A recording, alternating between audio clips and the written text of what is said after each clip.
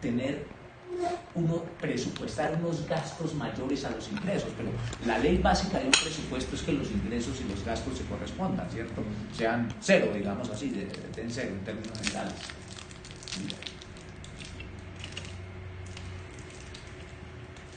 Entonces, ¿qué permite este artículo? Si los ingresos legalmente autorizados no fueran suficientes para atender los gastos proyectados, el gobierno propondrá por separado ante las mismas comisiones, las comisiones económicas del Congreso, terceras y cuartas, que estudian el proyecto de ley de presupuesto, la creación de nuevas rentas o la modificación de las existentes. Entonces, simultáneamente el gobierno presenta un proyecto de ley de financiamiento fiscal que no se llama una reforma tributaria. En el 2014, Santos hizo eso, y el Centro Democrático, Duque y Macías presentaron una demanda ante la Corte Constitucional para que declarara inconstitucional eso, y ahora el gobierno de Duque lo utiliza, ¿no? ¿En qué consiste entonces? En eso, en que simultáneamente entonces presentan una ley de financiamiento fiscal y la ley... No, esto me pegó bueno, entonces simultáneamente va a presentar una ley de cómo se van a financiar los ingresos que van a hacer falta en el presupuesto del próximo año. Tienen que empezar a discutir lo que llaman una ley de financiamiento fiscal, que la tienen. ¿Cómo son esos combos?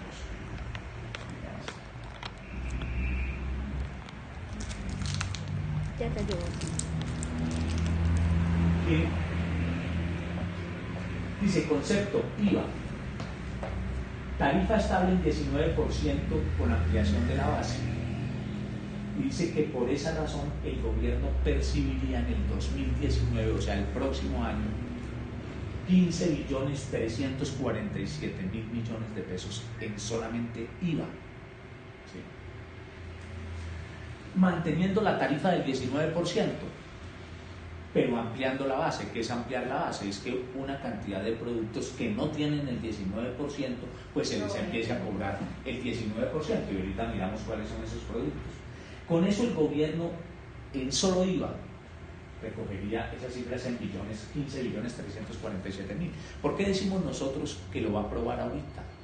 Porque fíjense que está presupuestado para 2019. El IVA tiene una característica, que es un impuesto que se paga bimestralmente. Cada 2 meses se hace la declaración y se paga el IVA. O sea, son recursos que evidentemente están presupuestados para el próximo año, lo que quiere decir que el gobierno está contando con esa reforma tributaria que llama Ley de Financiamiento Fiscal para el año 2019. Porque si no fuera así, pues los recursos entrarían, pero si esos recursos fueran, por ejemplo, por renta o cosas por el estilo, pues eso se recauda en el 2020, ¿no? Lo de 2000... un año después. Claro, porque ahorita no podrían hacer una reforma que rija para 2018, ¿no? Tiene que ser que rigiera para 2019 y del recaudo se haría en 2020. Bueno, entonces tiene presupuestado eso. Entonces, eso es lo que llama el primer combo. Las demás cosas, bueno, en renta de personas naturales habla de una cuestión que llama la unificación de las cédulas. En la reforma del 18 y 19 de 2016, la reforma tributaria, establecieron unas cédulas para el pago del impuesto de renta por las personas naturales. Las cédulas son los ingresos de trabajo, ingresos de capital, ingresos por honorarios, etc.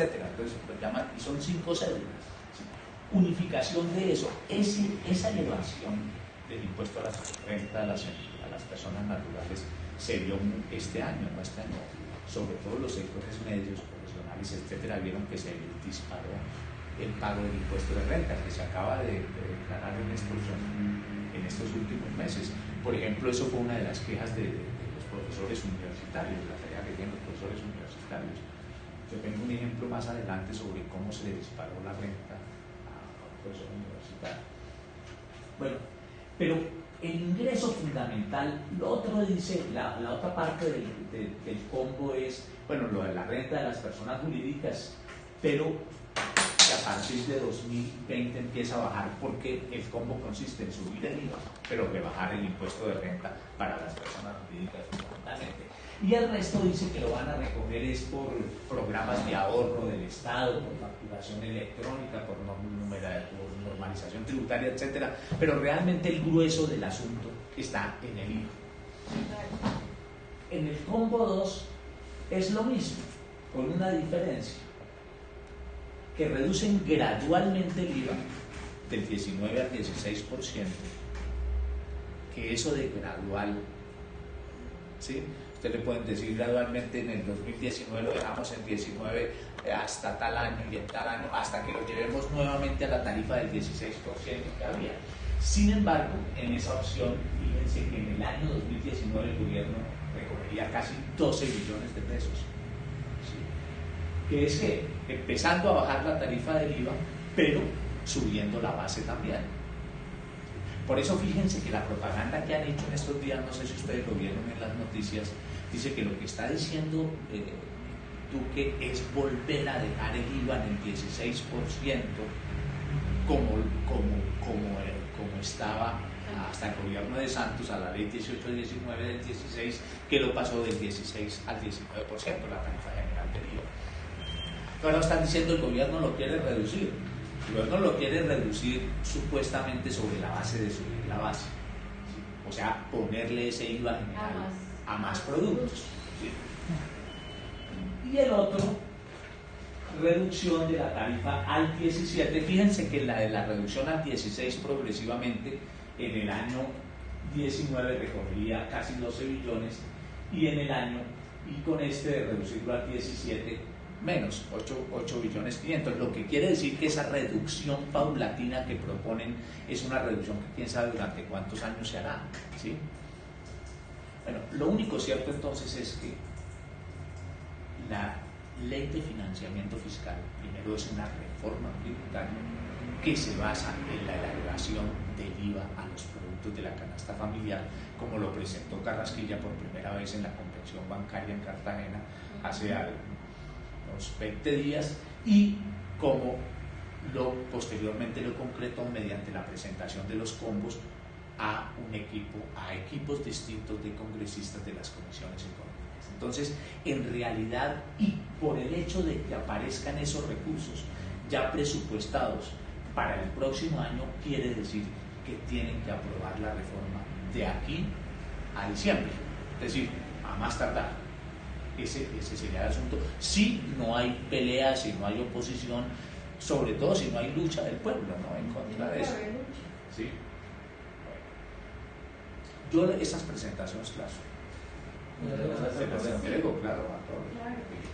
Bueno, esos son los combos de... la incidencia de esto es esto, ¿no? El IVA es un impuesto que hoy en día, ese impuesto ha evolucionado. El IVA realmente como IVA empezó a funcionar desde el gobierno de Belisario Betancourt, aunque ya en el gobierno de López desde antes venía un impuesto a las ventas, pero que en realidad no funcionaba como un impuesto al valor agregado, es decir, un impuesto descontable que termina pagándolo finalmente al detal, en el producto ya al detal, o sea, en el consumidor final. Pero el IVA empezó a ser uno de los impuestos que hoy en día es el más importante de los ingresos tributarios. Es un impuesto regresivo en el sentido que es un impuesto indirecto que se cobra sobre el consumo y que por lo tanto a quienes más afecta es a los sectores populares y medios de la sociedad. Desde luego, ¿no? Porque por ejemplo el IVA de la canasta familiar a Luis Carlos Sarmiento Angulo, ¿qué lo afecta? ¿No? ¿Qué puede pesar en su presupuesto de uno de los hombres más ricos del mundo la compra al mercado? ¿Sí? Absolutamente nada. En cambio, en los trabajadores de salario mínimo, en los que ganan menos de salario mínimo y en los trabajadores de los sectores medios, los profesionales, los técnicos, etcétera, eso es fundamental, ¿no? Cómo afecta su economía, desde luego. Hay productos, hoy en día, antes había varias tarifas, 2, 5, 10, etcétera. Hoy en día realmente hay 3 tarifas en los productos de la canasta familiar de IVA. La tarifa general del 19%, una tarifa del 0% y otra tarifa del 5%. Pero fíjense ustedes esto. Actualmente en 0, ¿qué productos hay? En alimentos, miren ustedes. Hay más, desde luego, pero son productos básicos, sobre todo piensen en la canasta familiar de los trabajadores en general, ¿no? pensando que es como una afectaría el mínimo vital de los trabajadores. Desde luego. Y es una contraria en la misma Constitución. Sí, pero ¿qué es lo que pasa? Por ejemplo, si hacen, como van a hacer además reformas al salario mínimo, claro que afecta el mínimo vital, porque para el otro año, lo que pasa es que el gobierno, ¿qué hace ahorita? Ahorita aumenta el salario mínimo, y como todavía no está el efecto de eso, simplemente se lo pasan por la faja y hacen un aumento cercano a la inflación. Pero desde luego, si hacen esa reforma, lo que vamos a ver es que el costo de la vida se va a subir escandalosamente. Nosotros hicimos unos ejercicios para un volante en Facatativá, donde la mayoría son trabajadores de flores, por ejemplo, que ganan el salario mínimo, y lo que se le eleva a la canasta familiar a un trabajador es una cosa atroz, pues. Es decir, creo que, es decir, no es exagerado decir que someten al hambre a millones de trabajadores colombianos con eso. Es decir, a hambre que hay ya en muchos sectores, pero que seguramente se ampliaría a nuevos sectores con una alza de esa naturaleza. Una pregunta, digamos, es que yo veo que eso nos afecta porque ellos hablan de generalizar el IVA y segundo, de bajar el salario mínimo. Entonces, claro. Ahora, la del salario mínimo no la han aprobado, pero esa es una de las que quieren presentar. Supongamos que por ahora no la presenten, pero lo que es evidente es que esto generaría un alza de la del costo de vida gigantesco. Más allá se comería el incremento del salario mínimo en un momento, pues, es decir, en solo los alimentos ya se comería es que lo que quieren es distraer a la gente diciéndole, ay, les vamos a subir el salario, ¿sí? Para que la gente piense, ay, sí, me va a llegar más, pero realmente nadie, son muy pocas personas las que se ponen a hacer ese análisis consensuado de cuánto me suben y cuánto me sube el costo de vida. Claro. Por ejemplo, por este solo hecho, de por sí que el costo de vida sube de año a año, ¿no? Los trabajadores le suben el salario e inmediatamente todos los productos suben. Suben los arriendos. Claro, no porque el incremento de los salarios produzca inflación, como dicen los economistas al servicio de la burguesía. No, el salario no produce, el incremento salarial no produce inflación, sino que inmediatamente los empresarios aumentan para subirle los precios a todos, porque si el gobierno controlara los precios no tendría por qué causar inflación, ¿cierto? Si no dejara todas las libres fuerzas del mercado que llaman ellos. Pero bueno, iba a la canasta familiar, fíjense, la mayoría de los alimentos básicos de la canasta familiar tienen 0% de IVA hoy. Están en la base tributaria, pero pagan 0% de impuesto. Pero hay otras cosas, el arriendo, los servicios públicos, por ejemplo, no pagan 0 de IVA hoy en día. En salud, consulta, laboratorio, imágenes diagnósticas, hospitalizaciones, medicinas, anticonceptivos, ¿cómo se dice? Instrumentos ortopédicos, etc. En educación, matrículas, pensiones, textos, cuadernos. Hay un IVA que está en el 5%. Pero miren, hay productos que no lo deberían tener, pero que ya lo tienen: azúcar, café, chocolate, harinas de maíz, otras harinas, carnes, fríos. Hay, por ejemplo, nuestras pastas alimenticias, que es un bien de consumo. Por ejemplo, en la canasta obrera es supremamente importante el consumo de pastas, de arroz, etc. Y desde luego chocolate, café, etc. Las harinas, toda clase de harinas, exactamente, todo lo que es leguminosas, esos están en el 0%. ¿Sí? Bueno. Y que mucha gente se alimenta con los frijoles, con las lentejas, porque es proteína, claro, y no pueden comprar carne. Claro, exactamente. Y bueno, ya hay una serie de productos que es un crimen que estén en el 19%, ¿no? Que ya están en la tarifa general por ejemplo, los aceites y grasas. El aceite comestible, que es fundamental en todos los hogares tienen que consumir aceite, ¿no? Las gelatinas, que es el postre de los obreros, ¿no? Y por ejemplo, fíjense ustedes, las leches y los quesos no tienen IVA, están en el 0%, subirían al 19%, pero los yogures ya tienen 19%. Pues imagínense usted ¿qué padre de familia no le compra un yogur a un hijo, no? Porque sabe la importancia que tiene eso en el desarrollo esos productos, por ejemplo, ya hoy en día tienen el 19% de IVA. Es decir, nosotros seríamos partidarios de una cosa, es que la canasta familiar, a contrario a la política del gobierno, porque el gobierno lo que dice es que con eso a los que les perjudicamos es a los ricos, poniéndole IVA que ellos les estamos ahorrando un poco de plata, y esa plata se la podemos devolver a los pobres, que es el embuste que echan, ¿no? Que entonces a un pobre más o menos le devolverían, dicen ellos, 18.000 pesos que se los consignarían a una cuenta corriente, porque hay unos estudios de ANIF que dicen que el IVA que gastan los estratos 1 y 2 más o menos es entre 18 y 25.000 pesos mensualmente. ¿Sí? Entonces, que cogen y abren una cuenta, los bancarizan, como dicen, y se les hace una devolución de IVA a los estratos 1 y 2, y según los estudios de ANIF eso sería la escandalosa suma de 18.000 pesos mensuales. Desde luego lo que no compensaría IVA ni nada, y además eso terminaría en una burla y más bien en lo que llaman en una generalización de productos financieros para sacarle a la gente administración de esas cuentas, etcétera, etcétera. ¿Sí? Entonces, desde luego la tal devolución son los ganchos con que presentan todo, ¿no? Le vamos a quitar a los ricos, que supuestamente son las clases medias, para darles, y les devolvemos a los pobres, o sea, el IVA no terminaría afectando a nadie. Pero lo paradójico es que lo presentan esa reforma tributaria mediante una trampa como es la ley de financiamiento, sin decirle a nadie que están haciendo una reforma tributaria. Bueno, empecé con eso para señalar el eje de la reforma tributaria que van a presentar. Ese va a ser el contenido fundamental. Bueno, tiene una parte adicional, es que le bajan el impuesto de renta a las empresas del 33% más o menos al 28%.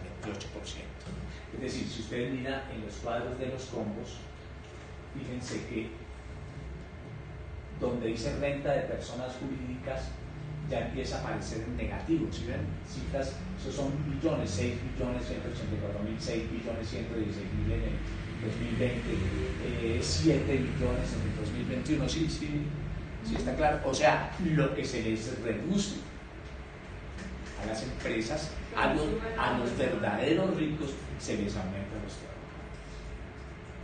en la canasta familiar, es decir, sometiendo a la amplia población.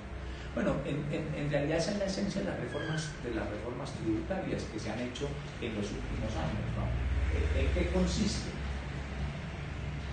En que se reemplazan los impuestos directos a las empresas por impuestos indirectos como el IVA o los impuestos al consumo, es decir, como el impuesto al consumo que tiene el almuerzo corriente para el trabajador. Ese es un impuesto directo a las personas, y hay impuestos indirectos como el IVA.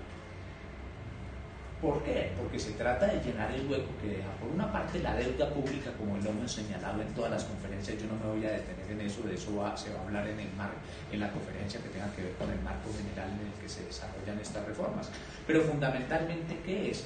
Que el país tiene que cumplir con la regla fiscal. ¿Y la regla fiscal en qué consiste?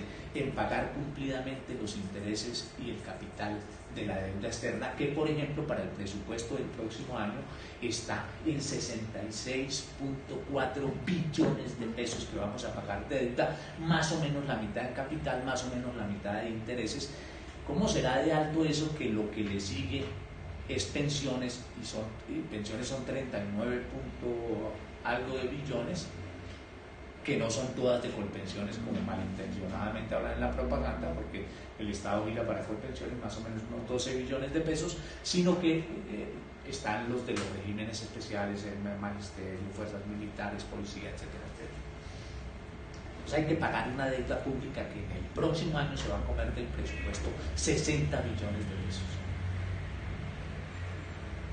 Hay que pagar las dádivas a los monopolios. Las acabamos de ver, por ejemplo, que Sarmiento se convierta en el principal empresario hotelero del país y sobre esos hoteles no pague impuesto de renta durante 30 años. ¿Sí?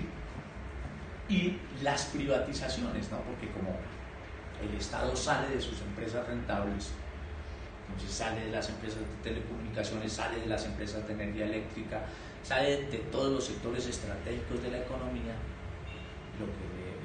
sale de los sectores rentables en la seguridad social, por ejemplo, en pensiones, etcétera, ¿sí?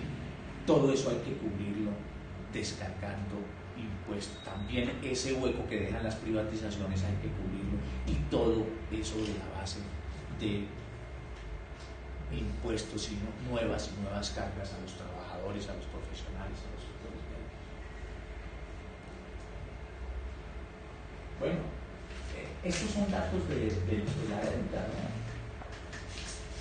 Por ejemplo, la deuda pública, la interna más las externas, suma el 64% del PIB. El PIB nuestro es de más o menos 950 y pico de billones, lo tasó el Banco de la República en diciembre de 2017. O sea, nuestro Producto Interno Bruto está entre 950 y 1000 billones de pesos. ¿Sí? Y la deuda pública, o sea, la deuda pública interna y la externa, sumadas, dan más o menos el 64% del PIB. Es una cosa aterradora, ¿no? La deuda externa del sector público es de 73.000 millones de dólares. Esos son datos de la deuda que ya me había hecho referencia a eso. Estos son tres cuadros continuos que lo que señalan es esto, ¿no? Es un ejemplo que me gusta poner, que es lo siguiente. Esto es lo que hemos pagado por deuda externa nosotros entre el 2000 y el 2017, a diciembre. Bueno, en esos años, aquí donde dice servicio es lo que hemos pagado en intereses y capital. Hemos pagado casi 200 billones de pesos, 194 billones de pesos. Sin embargo, la deuda, que en el 2000 era de 36 billones, pasó a 124 billones. ¿Sí? O sea, se incrementó en 80, perdón, esto es millones de dólares, pasó de 194.000 millones de dólares, sí, pasó de 36.000 millones de dólares, total de la deuda. En ese año pagamos 8.000 millones de dólares, pagamos 194.000 en esos 17 años, la deuda se subió a 124.000 millones, desde 36.000 se incrementó en 88.000, o sea, eso es una cosa que nunca se acaba de pagar, ¿no? Y lo que más se paga cada vez que pagamos son intereses y comisiones, ¿sí? Más allá del propio capital, entonces nos endeudamos para pagar. Eso es nosotros insistimos mucho en este punto porque este punto es central, ¿no? Por ejemplo, desde luego que la corrupción se come 50 billones, dice la Contraloría, otros estudios dicen que un poco menos, pero sea la cifra que sea, es escandalosa. Aún así, no es la corrupción el problema central. Desde luego, es gravísimo y a los que es un crimen, pues hacerlo, el erario debería tener las penas máximas, eso, ¿no? Pero quiero decir que el punto fundamental está aquí, en la extorsión de la deuda. Bueno, no obstante esa situación, ¿qué dicen los empresarios? Rápidamente. Ellos dicen que la estructura tributaria es ineficiente. Esto, el Consejo Gremial es la agrupación de los distintos gremios económicos, son como 30 gremios económicos los más grandes, ¿no? Está pues desde luego ANDI, ANIF, FASECOL, DASAC, ASOCOL Flores, los constructores, etc. Todos los gremios económicos, Fede Arroz, Fede Palma, etcétera, etcétera. Las agremiaciones de los patronales, ¿no? Ellos se reúnen en el Consejo Gremial. El Consejo Gremial produjo un documento en noviembre del año pasado que se llamó la Agenda Empresarial, y luego le hizo una serie, cuando ya salió elegido Duque, le hizo una serie de recomendaciones u órdenes, o como lo queramos llamar. En todo caso, ¿ellos qué dicen? Dicen que la estructura tributaria es compleja, que es ineficiente, que en los últimos 14 años, que en los últimos 24 años se han hecho 14 reformas tributarias, que solo el 9.5% de la gente que está ocupada paga renta. Fíjense que en esto hay un fenómeno que se repite para hablar de reforma laboral, de reforma pensional, de toda clase de reformas, es que los culpables de la situación es la gente, ¿no? Los grandes empresarios, el capital financiero recibe todos los beneficios y sin embargo siempre es culpando a la gente. Dice, el 9.5% de los que tienen trabajo no pagan renta. En cambio, a las empresas, sobre las empresas se descarga el 80% del impuesto de renta, dicen ellos, ¿no? Que pagan más de 30 impuestos a nivel nacional. Fíjense que el 83% del recaudo por impuestos directos proviene de las empresas. Que el 80% de la población del sector formal está exenta de ese tributo, o sea, del impuesto de renta, que hay muchos tributos departamentales y municipales, que la tarifa del impuesto de renta para las empresas es una de las más altas de América Latina. Dicen esto, fíjense que tiene que ver con lo que hablamos al comienzo, que la reforma, esto todo es sacado de lo del Consejo Gremial, ¿no? Que la reforma de 2016, o sea, la que subió el IVA del 16 al 19%, mantuvo varios productos a tarifas inferiores, o sea, que es lo que está allá, los combos de Carrasquilla, vamos a subir esos productos a la tarifa general, ¿sí?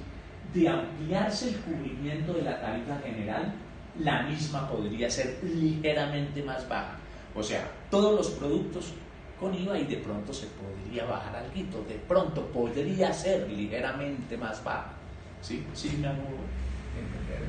Son cortinas de humo para... Claro, desde luego, para una cosa fundamental, subirle el IVA a todos los productos de la canasta familiar. Ese es el punto. Y al 19%. Bueno, entonces, ¿ellos qué dicen? Pues que les rebajan el impuesto de renta del 33 al 28%, por ejemplo, podría ser menos.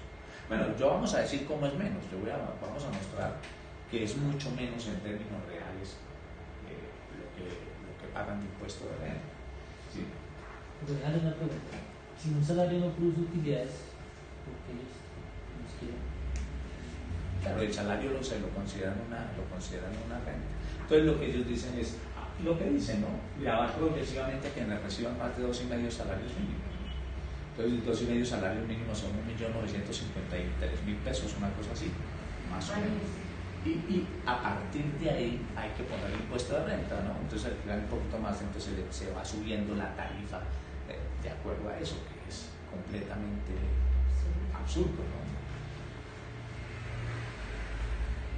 Casi 1.953.000. Esto no es tan importante, pues para no detenerme mucho nos demoramos. Que puedan descontar el IVA, ahorita voy a hablar de ese tema más adelante. Esto, que menos tiempo para que una declaración de renta quede firme, si el pago correspondiente aumenta en porcentaje frente al valor pagado el año anterior. Eso es un poco enredado, ¿no?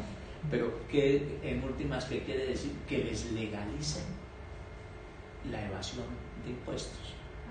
¿Por qué razón? Dice usted,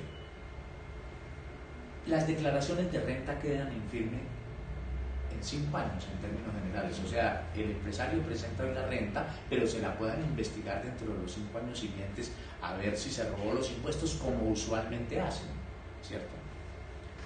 Entonces ellos dicen, hombre, si yo pago un poquito más de impuestos el próximo año, pues que rápidamente mi declaración anterior quede firme. Entonces ellos lo calculan, ¿no? Este año pago 50 millones de impuestos, por poner cualquier ejemplo, al otro año pago 51, subí un poquito, pero mi declaración anterior ya no me la pueden investigar. Entonces es un planteamiento descarado para que les permitan evadir impuestos, ¿sí? Proteger las empresas con contratos de estabilidad jurídica. Bueno, eso es una cosa que se hizo durante el gobierno de Uribe, que consistió en que hizo unos contratos con determinadas empresas de estabilidad jurídica a 20 años, que quiere decir que en esos 20 años, por más que el Congreso haga una reforma tributaria y, por ejemplo, subiera algún impuesto, y en efecto a veces lo suben transitoriamente, por ejemplo, le hacen una sobretasa al impuesto de renta, como el llamado CREE, o hacen lo que llamaron el impuesto a la riqueza, cosas que duran 1 o 2 años y se las vuelven y se las quitan a los empresarios dependiendo de las necesidades fiscales del gobierno. Entonces, ellos lo que dicen es, pero el gobierno hizo unos contratos de estabilidad jurídica que son inviolables, es decir, usted los impuestos que paga hoy, así haya una reforma tributaria que lo llegue a afectar, no porque tiene un contrato de estabilidad jurídica con el Estado, ¿no? Bueno, ellos piden que hay que eliminar las estampillas, por ejemplo, eliminar las estampillas afecta tremendamente a las universidades, ¿no? Que yo sepa, la Universidad Nacional y la Universidad Pedagógica tienen hay unas estampillas que les tienen una línea de recaudo por eso, que les dan una plata, no es mucha, pero es una plata que sí. Bueno, ellos dicen que les han hecho 10 reformas tributarias en los últimos 20 años. Vamos a mirar en qué consiste eso. Es esto, ellos dicen, hombre, nos han hecho 14 reformas tributarias en 24 años. Lo que no dicen es que la inmensa mayoría de esas reformas han sido para beneficiarlos, ¿sí? No para perjudicarlos. Hay una cosa anecdótica, por ejemplo, de ANIF. ANIF duró varios años diciendo que había que hacer, y lo decían todos los gremios económicos, ¿no? Hay que hacer una reforma tributaria estructural, ustedes debieron oír eso. Y usted iba a leer en qué consistía la reforma tributaria estructural, y consistía en una cosa, elevar el IVA. ¿Sí? Y finalmente Santos la hizo. En 2017, del 16 al 19% subió el IVA. En eso consistía la esencia de la reforma tributaria. Bueno, más rebajas para ellos, no para los empresarios. Entonces, ¿cómo la hicieron? Entonces ahora ANIF dice, ahora hay que hacer una reforma tributaria comprensiva, ¿sí? Cualquier palabreja se inventa para pedirles, ¿para ahora qué? Bajarle los impuestos, a seguirles bajando los impuestos a los empresarios y subiéndoselos a las personas naturales de bajos y medios ingresos y los impuestos indirectos al consumo y el IVA. Ellos nunca dicen que a ellos los benefician. De aquí en adelante entonces ponemos unos ejemplos de cómo en efecto casi todas esas reformas tributarias que ellos dicen que les han hecho en los últimos años que por eso no tienen estabilidad, que es un gravísimo problema, lo que han significado, por ejemplo, esto, Ley 788-2002, diciembre de 2002, o sea, recién Uribe llegó con todo, ¿no? Ustedes recuerden, reforma pensional, reforma laboral y reforma tributaria. Las hizo en los primeros 6 meses. Uribe se posesionó el 7 de agosto de 2002 y esta reforma fue aprobada en diciembre de 2002 y la reforma, la 789 fue aprobada en diciembre, el 27 de diciembre de 2002 y la 797 pensiones fue aprobada en diciembre de 2002 también o enero de 2003, algo así. Las reformas que hizo Uribe. Mientras se cantan los villancicos, la gente no está pensando de eso, entonces le dicen a la gente compre hoy y pague dentro de 5 meses. Claro. Bueno, mire por ejemplo algunas de las medidas de esa reforma: exención del pago del IVA de importación de maquinaria para comercialización mediante leasing. El leasing es una cosa, hacen 2 cosas: a los que importan maquinaria, o sea, a los grandes empresarios, se les exceptúa del IVA, ¿sí? Pero además, si se comercializa mediante leasing, que es un sistema de arrendamiento financiero, es uno de los negocios importantes del capital financiero, entonces opera esa vaya un pequeño empresario a importar. Pues, la gente que quiere importar, por ejemplo, en Caldas, las mujeres que hicieron las mermeladas, estaban mandando a Europa y como no pudieron más, pues están ahí. Bueno, no tienen apoyo con nada. En cambio, miremos cómo es con eso. Bueno, exención del pago del IVA a la importación de maquinaria agrícola para transformación de materias primas en empresas exportadoras. Devolución del IVA a maquinaria nacional importada. exención del impuesto de renta a predios utilizados en la renovación urbana, o sea, a los constructores, entre esos Luis Carlos Sarmiento Angulo, por ejemplo. Por 10 años para inmuebles que se construyan para vivienda y se ofrezcan mediante leasing, para proyectos de procesamiento de alcoholes carburantes para mezclar con gasolina destinados a movilización de vehículos. Fíjense, por ejemplo, ese negocio, ¿no? Que es el negocio del sector azucarero. Entonces, dice, vamos a exceptuar del IVA, del impuesto de renta a los proyectos de procesamiento de alcoholes carburantes para mezclar con gasolina. Entonces, usted establece eso, luego saca un decreto, así es la historia además, y eso el gobierno, que dice, todos los vehículos en Colombia se moverán por una mezcla del 90% de combustible de origen fósil y 10% de alcoholes carburantes, o sea, etanol. Entonces usted dice, bueno, esa medida favorece a los productores de caña, de alcohol carburante, los campesinos de la zona del Gualibán, Cundinamarca, o los de Barbosa y Pérez de la provincia de Santander, que producen, sí, etc. No, a los grandes ingenios azucareros del Valle del Cauca, que son los únicos que podían montar fábricas de alcohol carburante, fábricas de etanol. ¿Sí? Entonces, usted por un decreto les crea el negocio, porque además ellos producen un excedente de caña, volvieron el monocultivo, la caña de azúcar en el Valle del Cauca.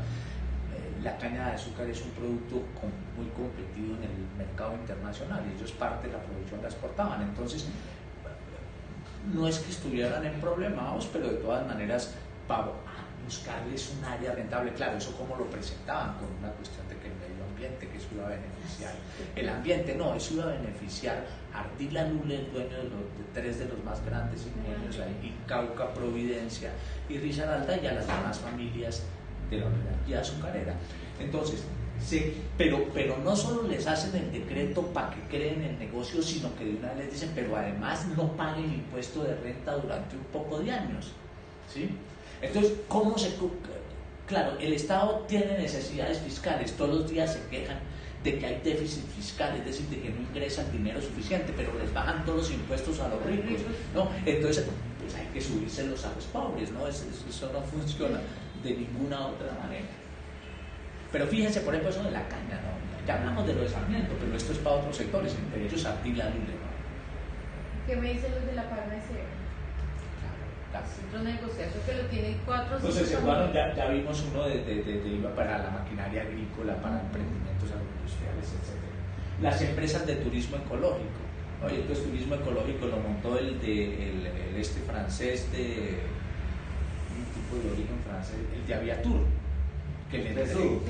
Besudo, que le entregaron además después el Ministerio de Ambiente a la hija de él, y lo pusieron a que se tirara el Tayrona y una serie de cosas. Y fuera de eso les reducen el impuesto de renta.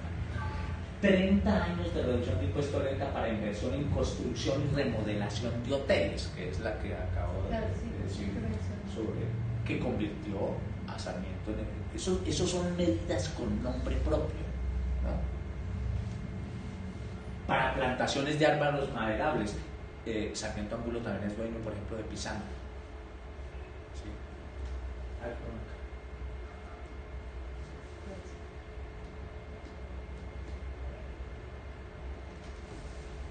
Otra ley de esas, durante el gobierno de Uribe también, de las 14 reformas que ellos dicen que los tienen apabullados con tanta reforma tributaria. Entonces, deducción especial de 30% del valor de las inversiones realizadas en activos fijos, reales, productivos, adquiridos bajo la modalidad de leasing financiero. IVA pagado en la adquisición de activos fijos. Se amplió la base gravable del impuesto de renta, o sea, ahí meten más gente a pagar renta, más trabajadores, más profesionales, más sectores medios. Bueno, subieron el gravamen a los movimientos financieros, o sea, el 3 por mil al 4 por mil. Y ahí crearon un impuesto al patrimonio que es un impuesto que, digamos, sí podría afectar a esos sectores, pero que es totalmente se declara transitorio por unos años.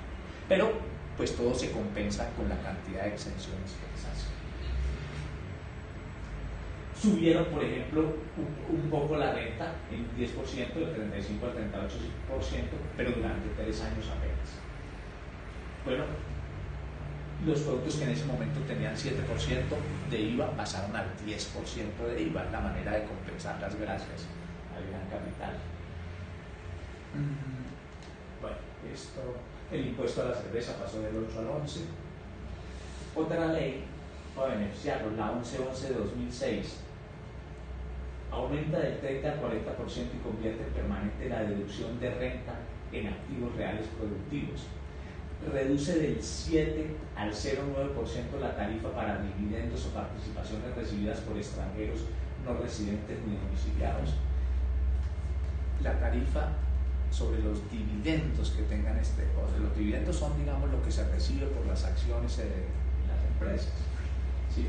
A partir del año grabable 2002, el valor patrimonial neto de los bienes vinculados directamente a empresas mineras distintas a hidrocarburos. Se reduce la tarifa del 35 al 33 y se crea una tarifa única para sociedades nacionales y extranjeras. Se elimina luego la sobretasa del 10% del impuesto de renta que se le había puesto antes, ¿sí? Reduce la renta presuntiva, o sea, lo que se presume que debe pagar del 6 al 3% del patrimonio líquido. Y se excluyen unos valores del patrimonio líquido, o sea, se reduce sobre lo que debe pagarse el impuesto de renta. Yo voy a pasar rápido por esas cosas porque son muchas, voy a resaltar solamente las más importantes. Bueno, Ley 1429 de 2010, se crearon las SAS, ¿no?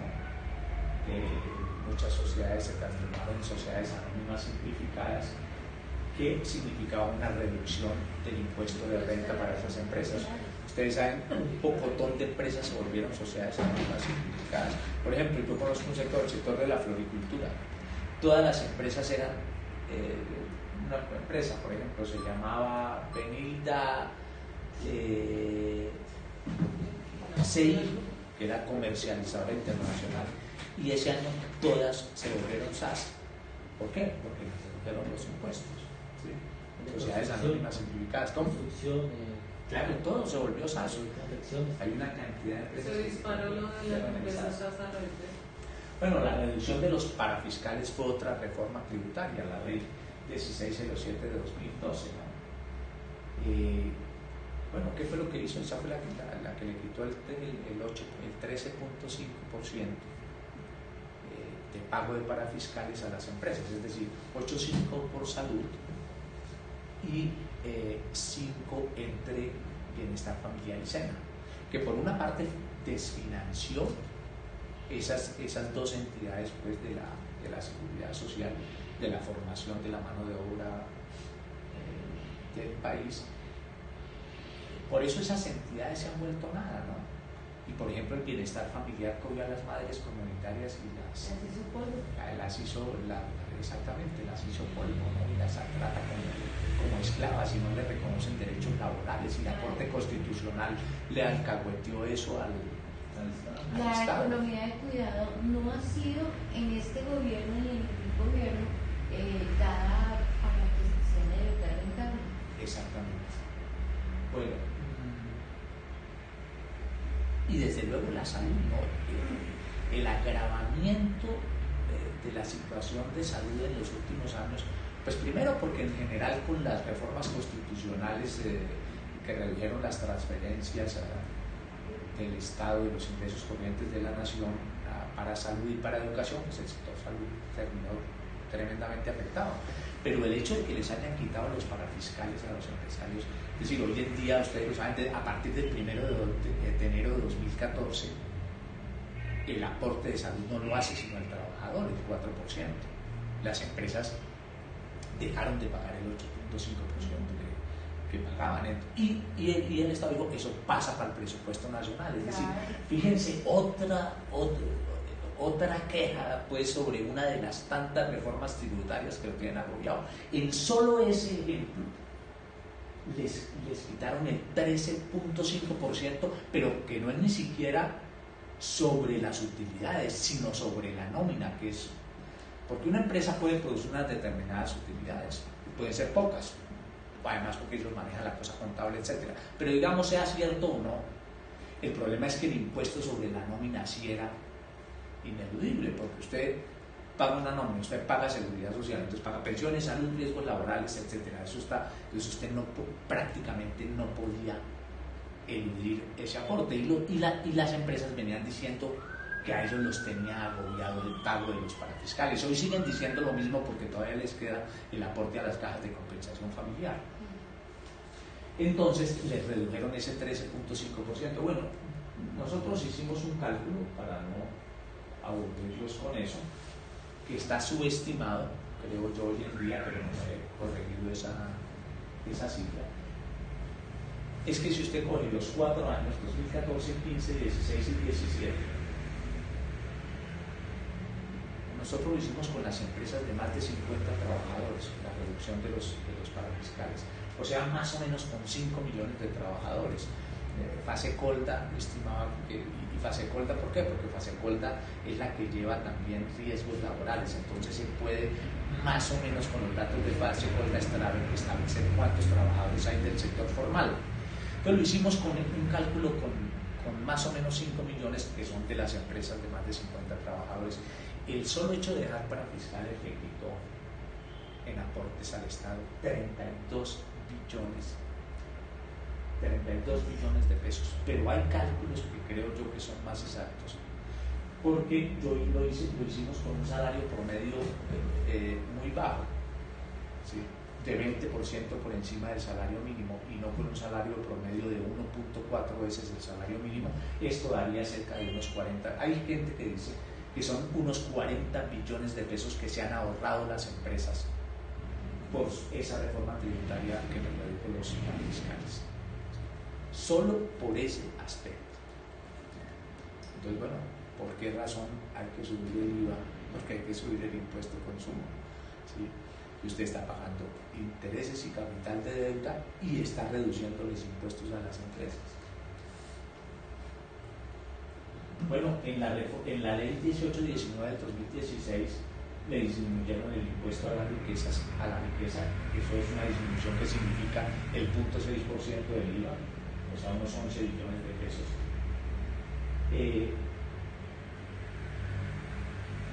Esta parte se volvió el 3% al 6% la tasa impositiva para ingresos superiores a 10 millones, eso fue en sectores medios, de profesionales medios altos. ¿Sí? Se disminuyó el impuesto de renta, se elevó la carga a las personas naturales, se propuso gravar a las pensiones superiores a 6 millones de pesos.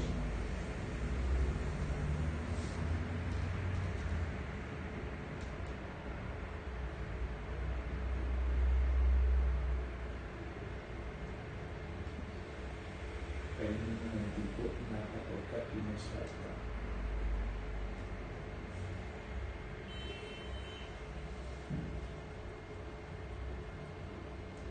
Esta que abrimos.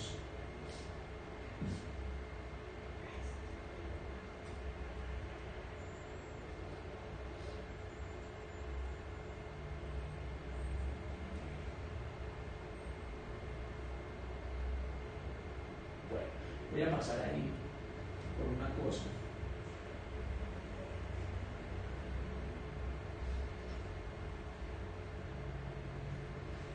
Y ese salto y el puedo hacer a decir por qué, pero por un problema de tiempo. Digamos, yo puse unos ejemplos que son pocos, porque cada reforma tributaria usted puede sacar las gabelas que le han dado al capital. Entonces no voy a referir a eso, y esta parte voy a ver con base en un estudio que publicaron el año pasado un profesor Villabona y un profesor Kimball de la Universidad Nacional, un estudio muy serio sobre la cuestión tributaria. Y ellos llegan a estas conclusiones, incluso que ellos mismos señalan que son conclusiones que la situación podría ser aún peor, porque por ejemplo ellos se basan en las declaraciones. Es un estudio sobre lo que pagan de impuesto de renta las empresas, lo que pagaron entre el 2000 y 2015. Es un estudio de 15 años, ¿sí? Y lo publicaron el año pasado, en 2017. Ellos parten de este concepto. Esta es una definición de la CEPAL, de lo que se llama el gasto tributario, que quiere decir que son ingresos que el Estado deja de percibir al otorgar concesiones tributarias, o sea, de lo que veníamos hablando, que benefician de manera particular a algunos contribuyentes, ya vimos a cuáles en términos generales, actividades o regiones, y que tienen por objeto financiar determinadas políticas públicas. Eso es lo que se llama el gasto tributario, es decir, en últimas lo que se pierde de impuestos por una serie de concesiones que benefician a determinados contribuyentes. Lo primero que voy a mostrar de eso es esto. Comparan 3 países, Argentina, Chile y Colombia. En 2014, el gasto tributario, o sea, lo que deja de cobrar el Estado por impuestos para hacer concesiones, que ya vimos a quién se las hace, fíjese, en Argentina fue de 10.857 millones de dólares. 10.000 millones de dólares son que, ¿cuántos billones de pesos? 30. En pesos serían unos 30 billones de pesos, pues, multiplicando por 3.000. Bueno, en Chile, 10.244 billones de pesos. En Colombia, de dólares, 10.244 millones de dólares en Colombia, 23.836, más del doble de gasto tributario en Colombia en 2014 que en Argentina y en Chile. ¿Sí? O sea, volvamos a la definición, ¿sí? Ingresos que el Estado deja de percibir por otorgar concesiones tributarias que benefician de manera particular a algunos contribuyentes. ¿A quiénes beneficia particularmente? Pues a los grandes empresarios, ¿cierto? Al capital financiero, que ahorita lo vamos a ver en lo que dice. En ese momento el PIB nominal de Colombia era de 378.000 millones de dólares. El recaudo como porcentaje del PIB, o sea, el 15%. Hoy en día ANIF y los distintos estudios dicen que el recaudo tributario colombiano es más o menos del 16% del PIB, que ahí se estancó hace unos años. El gasto tributario como porcentaje del PIB, o sea, el ahorro de los empresarios, es del 6% del PIB. Y como porcentaje del recaudo tributario, el 42%. O sea, prácticamente la mitad del recaudo se lo están economizando, ¿sí? Es decir, no habría que hacer las reformas tributarias ni subir el IVA ni nada de eso, pero digamos, eso explica lo que estamos señalando, ¿no? Fíjense esto: tasa efectiva de tributación. Eso hay una fórmula, pero en últimas lo que dicen los profesores Villabona y Crimpay es cuánto en realidad es lo que pagan, ¿sí?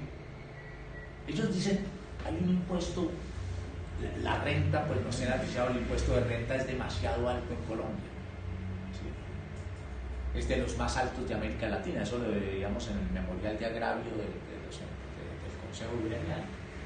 Los profesores Villabona y Crimpay dicen lo siguiente: miren ustedes, tasa efectiva para todos los sectores económicos. Él lo tiene también por separado, pero por cada sector económico importante.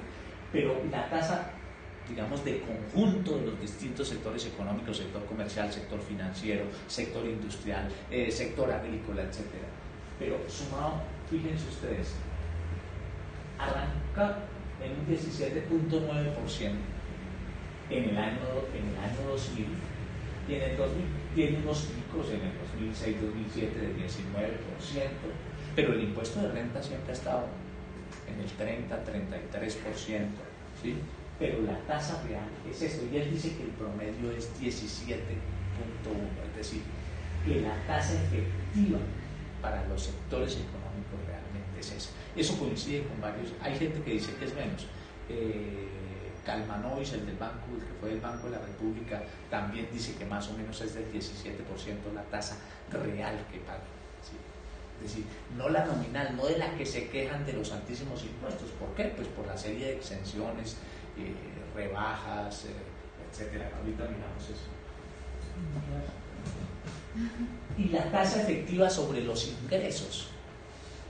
Mire, para 2015, 1.2%, lo máximo ha sido, o sea, sobre todos los ingresos que reciben las empresas, ¿sí? Sobre el total de ingresos, realmente lo que tributan es. Sí, es caliente. Pero les dijimos que si querían que abriéramos la ventana y dijeron que no. ¿Por qué sientes tan caliente? ¿No? ¿Qué? Bueno, A los humanos.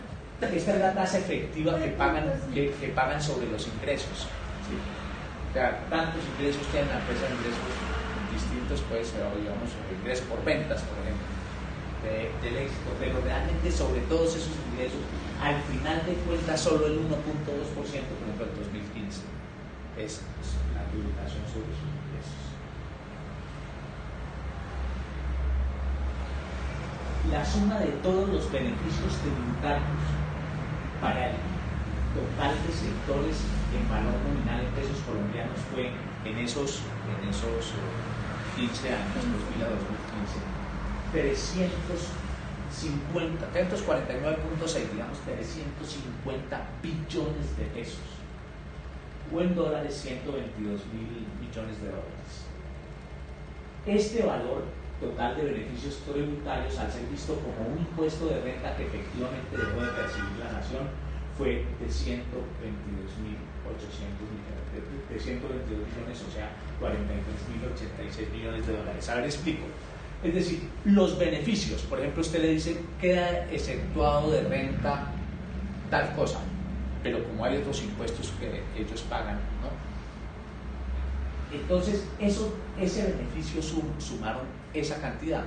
Pero si usted le aplica el impuesto de renta a eso, es decir, eso es un impuesto más o menos del 33%, entonces eso sería en efecto lo que perdió la nación en esos 15 años, son 122 billones, o sea, una cosa así más o menos como cerca de 10 billones de pesos anuales nominalmente, pero los del 2002 a hoy son muchísimo más. Aplíquele solo la inflación, ¿sí me hago entender? O sea, pero en promedio nominalmente, o sea, quiere decir que es mucho más en términos reales, pero nominalmente en promedio serían cerca de 10 billones que se perderían efectivamente en impuestos. Y en cada reforma tributaria, fíjense que ahorita está diciendo que va a recoger por IVA 15 billones y suben toda la tarifa de los bienes de consumo de la canasta familiar al 19%. ¿Sí? O sea, lo que piden de las reformas tributarias se lo han quitado en beneficios que le han dado a la Junta. O sea, la suma de lo que de lo que lograron deducir, ¿sí?, a esta cosa por importar esta maquinaria, por esta exención de determinado tributo, por la disminución del impuesto a riqueza, por la base tributaria que hay que disminuirle tanto, ¿sí?, fueron 350 billones de pesos. Si eso usted le aplicara el impuesto de renta, lo que dejó de recaudar el Estado, ¿sí?, fueron 43 mil millones de dólares, o sea, 122 millones de pesos. Pues son cifras aterradoras. El solo sector financiero, que es desde luego el más beneficiado en todo esto, ¿no? Dice, el total de sus beneficios tributarios sumó en el periodo 2000 a 2015 un total de 103 millones de pesos. Si usted lo pasa a dólares, son en pesos, perdón, 103. Lo dejado de percibir por el Estado, si le aplica el impuesto de renta, serían 35.5 billones de pesos de solo el sector financiero, ¿sí?, en esos 15 años. Y luego le siguió el sector comercio con un total de 58.2 billones, que si usted le aplica el 33%, digamos, de impuesto de renta, terminaría siendo que como unos 15 billones Sectores más favorecidos en gasto tributario, es decir, con las disminuciones de los impuestos. En descuentos tributarios, digamos, en los distintos ítems por los que pueden rebajar las empresas. Descuentos tributarios, la minería, 1.7 billones. Ya nace la minería, las multinacionales que saquean los recursos naturales, ¿no? El petróleo, el carbón, el gas, el níquel, etc. Sí. Energía, 1.2 billones. Ingresos no constitutivos de renta. Entonces las empresas tienen una cosa que no constituye renta para poder usted le ingresó esta plata, tuvo esta ganancia, pero eso no fue, eso dice, ese ingreso no le constituye renta. ¿Sí? El sector financiero, 79.7 billones, el más beneficiado. Le sigue la minería con 15.4 billones de pesos. ¿Sí? En rentas exentas, una cosa son ingresos que no le constituyen renta, otros son rentas, pero que son exentas. Entonces, el sector financiero otra vez, 20.6 billones. Ahí estamos completando los 100 y pico billones que sí. Y el bancario lo cita por aparte, ya puramente los bancos en algunas cosas especiales, 10.9 billones.